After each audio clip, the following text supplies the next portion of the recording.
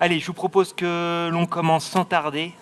Et pour s'inscrire dans la continuité de cette fin de matinée où on a parlé donc du plan de développement industriel visant à créer une filière forte française de pompe à chaleur made in France, on va continuer cet après-midi avec Stanislas Lacroix, qui est président d'Uniclimat et qui va quant à lui nous aborder la manière dont les professionnels de la pompe à chaleur abordent la question de la loi Industrie verte et de la manière dont on peut réindustrialiser la France dans la bonne direction.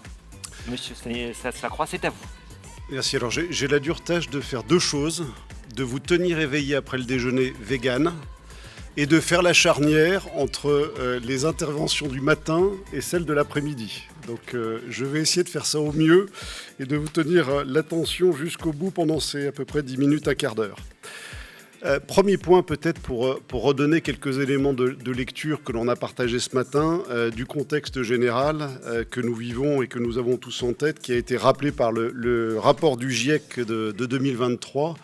Et malheureusement, le fait qu'on ne limitera pas à 1,5 degré la montée des températures et que l'on est donc obligé de renforcer le travail sur cette neutralité carbone et cette transition énergétique.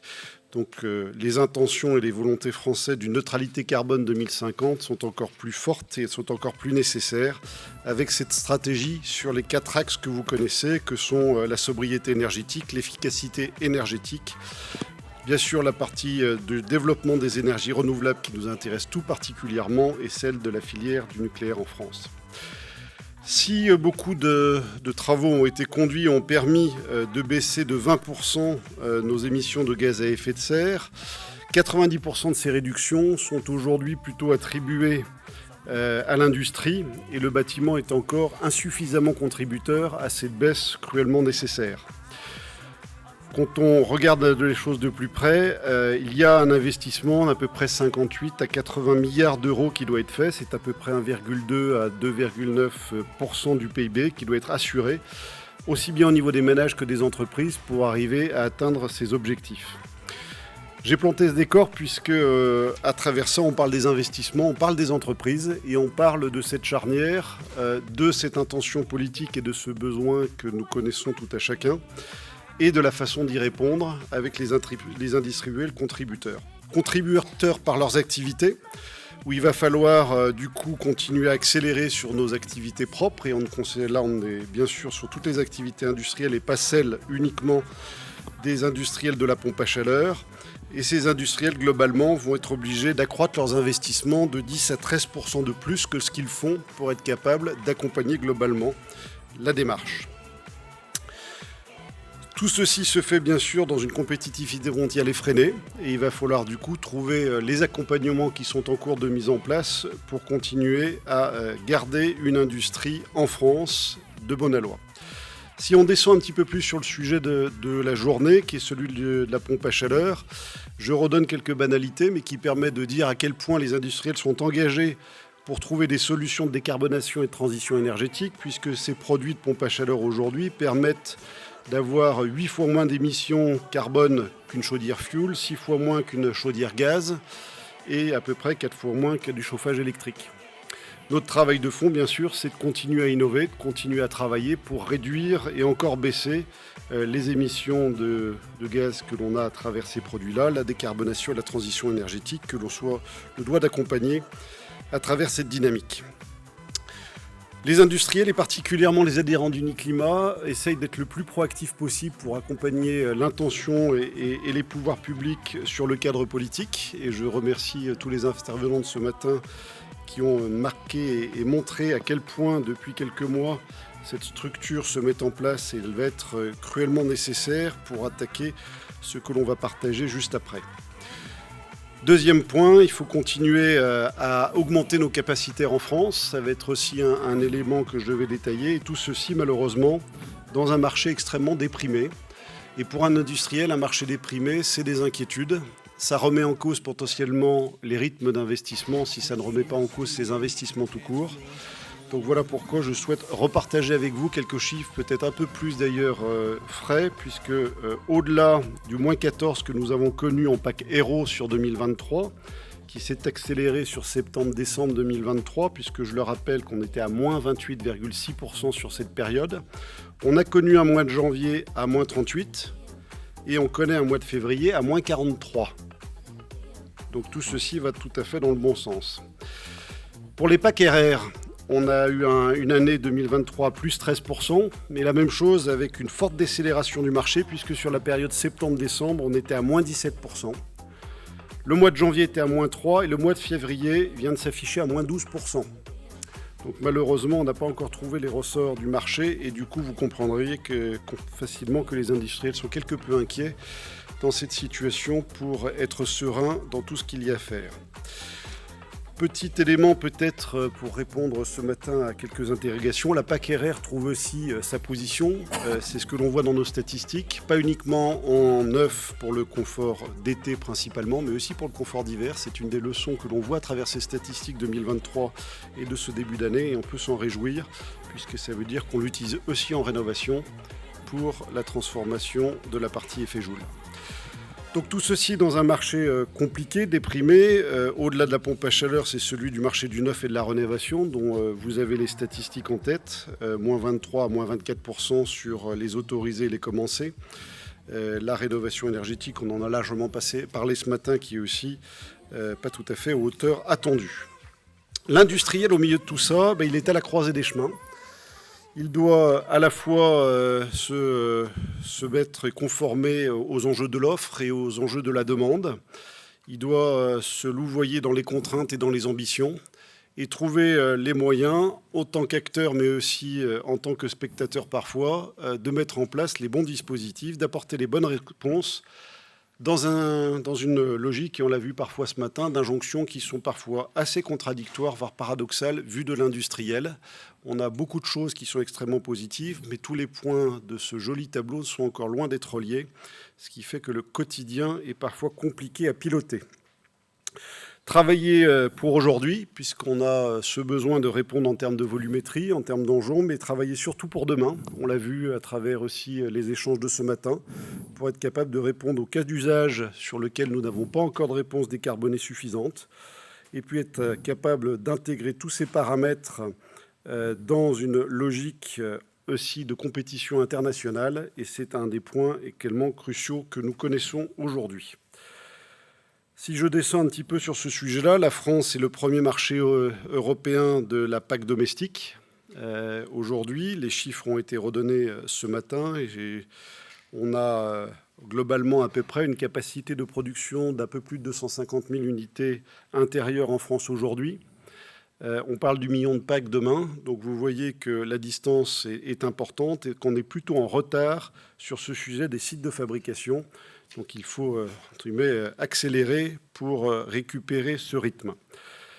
On voit que le besoin européen est estimé à peu plus de 5 millions de packs. On a beaucoup parlé de la France, mais ça s'inscrit dans un paysage européen aussi tout aussi dynamique, et c'est important puisque l'ensemble de nos adhérents sont surtout de plateformes européennes dans leurs activités, et que la concurrence est asiatique, mais aussi de l'Europe centrale, puisque nous constatons que beaucoup de pays de l'Est, d'Europe centrale, ont des programmes relativement alléchants, attirant massivement aujourd'hui des sites industriels, que ce soit en Pologne, en Slovaquie, en République tchèque, etc.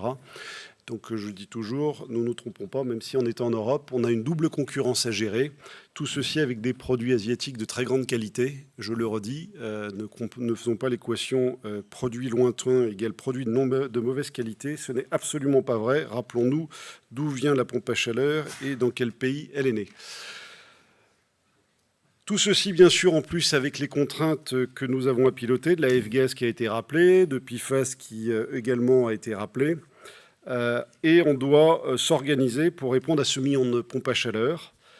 Et le président Macron l'a rappelé il y a quelques jours, si on arrive à ce million de pompes à chaleur fabriquées en France, globalement, c'est un soutien de la balance commerciale de 2 milliards d'euros. Donc on voit aussi l'importance de ce sujet sur l'économie française. Aujourd'hui, quand je concatène les remontées des industriels adhérents, nous sommes sur une tendance qui va nous faire passer à peu près de 250 000 à 270 000 unités produites actuellement, à 350 à l'horizon 2027. Donc on est loin de l'attendu du président Macron. Et on est à l'horizon 2030, qu'on proposait d'ailleurs plutôt comme période de référence, plutôt autour de 850 000 aujourd'hui. Donc on a encore à accélérer pour arriver au million qui est attendu. Tout ceci se fait dans un environnement où les investissements, comme je disais tout à l'heure, sont faits à hauteur à peu près 10 à 15% en France par rapport aux investissements globaux européens, alors que les bons en mathématiques ont vite compris que le marché français, c'est 20% du marché européen. Donc on a une petite, aujourd'hui, dissonance entre le niveau d'investissement et le besoin par rapport à ce que l'on a à couvrir. Les efforts sont importants et massifs à réaliser. Donc on a à la fois, et on l'a repartagé ce matin, le besoin au niveau industriel d'innover, de préparer les solutions de demain. On parle du coup d'intégrer ces nouveaux fluides, de travailler les éléments de sécurité des appareils, de performance, d'acoustique, etc. Tout ceci, on le chiffre au niveau des industriels, à peu près 200 millions d'investissements à réaliser. C'est à peu près 200 ingénieurs à recruter pour être capable d'accompagner ces nouvelles technologies, sans parler des moyens de laboratoire d'essai qui sont indispensables. Deuxième étage de la fusée, c'est d'accélérer le développement des produits, donc d'être capable de concevoir les nouvelles gammes dont on a besoin pour ces nouveaux usages. Globalement, c'est 500 millions d'euros à investir sur cet horizon de temps. C'est 600 ingénieurs et techniciens qui sont à trouver, que nous n'avons pas encore aujourd'hui, pour être capable de faire face à ce besoin.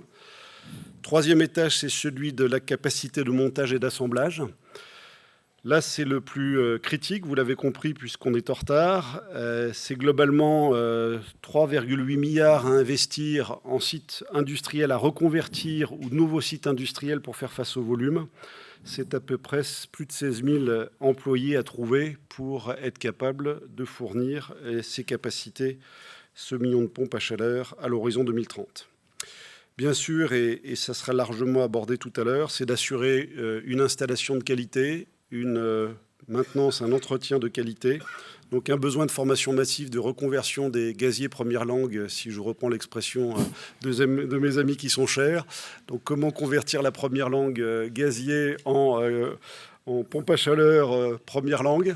Donc ça va être un de nos sujets, 95 000 compagnons à accompagner. Il ne faut pas oublier que le temps de pause ou d'entretien d'une chaudière, c'est à peu près 3 à 4 fois plus long.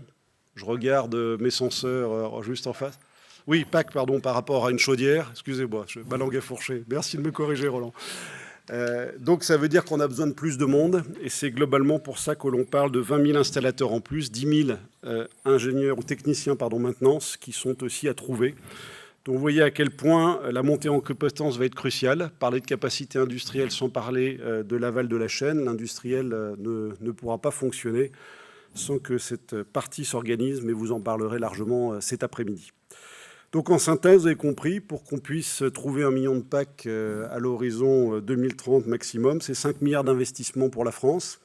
Bien sûr, l'industriel doit prendre une grande part de ce coût d'investissement et merci au pouvoir public d'accompagner, puisqu'on ne pourrait pas faire sans être accompagné compte tenu de ces enjeux massifs. Et vous avez compris l'importance de la partie montée en compétences, formation et recrutement, donc d'attirer les talents, ça va être aussi clé.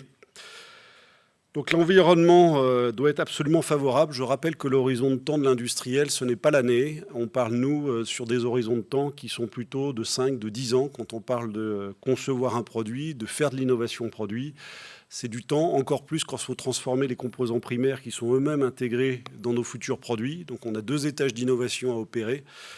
Donc la stabilité des systèmes est clé et critique. Et vous comprendrez qu'en ce moment, dans un environnement perturbé sur le plan macroéconomique et sur le plan des marchés, c'est d'autant plus nécessaire. On salue et on remercie vraiment tout le travail qui a commencé à être fait par les services de l'État et tous les services connexes au niveau de l'ensemble des systèmes d'aide. Donc je ne vais pas revenir dessus, ça a été représenté ce matin. Mais au niveau de l'innovation, de l'industrialisation et de la formation. Et je réappelle l'importance de la relance de la demande. Sans demande, l'industriel ne trouve pas ses marchés. Sans avoir de marché, il ne lancera pas les investissements.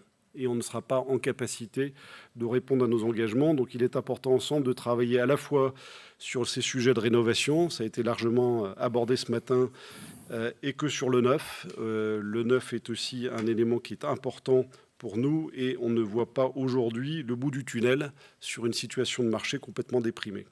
Je vais me permettre d'être assez direct vu de l'industriel. Globalement, il faut arrêter et stopper les contraintes multiples et qui sont contradictoires. L'industriel a déjà du mal à empiler les sujets qui sont propres à son domaine, et les injonctions contradictoires extérieures sont des facteurs exogènes, anxiogènes et complexes. Donc plus on en met, plus l'équation devient insolvable. Et on a parfois l'impression aujourd'hui qu'on est devant un certain nombre de paramètres qui sont unitairement tous justifiés, il n'y a aucun débat, mais qui par contre, je le redis, ne sont pas forcément encore tout à fait bien reliés en ce moment. Et du coup, on voit la difficulté que l'on a les uns et les autres à comprendre ce système dans sa globalité. Deuxième point, je pense que l'Europe fait beaucoup pour accompagner les enjeux de transition énergétique. Et j'appelle de tous mes voeux, comme président d'Uniclimat, que la surtransposition française ne soit plus le lot commun.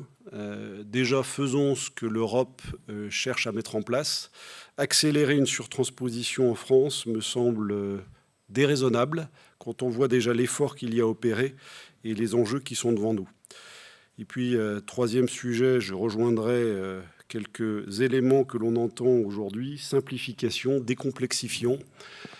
Nous sommes devant un domaine où on passera plus de temps aujourd'hui à faire des ACV, à faire des bilans carbone, à faire des indicateurs de performance pour nourrir des fichiers où je ne sais pas qui les utilise. Permettez-moi d'être assez direct.